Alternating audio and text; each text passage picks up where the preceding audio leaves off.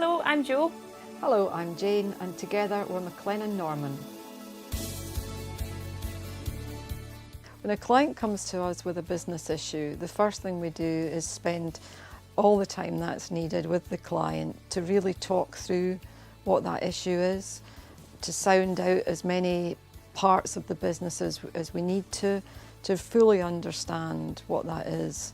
We would then generally move into doing some more detailed analytical work, what we call the diagnostic phase, which will then look very carefully at all the elements that we need to. We'd then look at a few options and work them through with the client to find out what's the best option that's likely to prove a solution to what that issue is.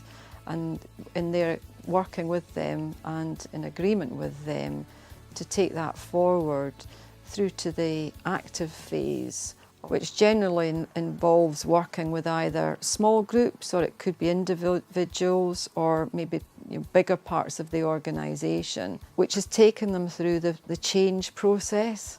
And it's always actually getting the shift in people's thinking that makes the change, which is the hardest bit. But once the shift happens, which is what we pride ourselves on doing, change can happen really quickly. And inevitably, at the end of that process, people don't actually realise that the change has happened until they see the success. And that is a great thing, when they don't actually feel it's forced and contrived. And they can actually say, well, the change has happened when they look back on it, and we made it happen. So it wasn't us, actually MacLennan Norman, that they feel has imposed it on them, but we've worked together to do it. And that is always what we feel is the best outcomes, is actually people all working together.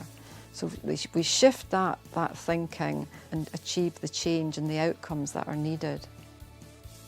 Time of experience that shift in thinking was actually not a large organisation, but a small organisation, which you think it might be easier. The reality was that the organisation was actually going to go out of business if they didn't make the changes that were necessary.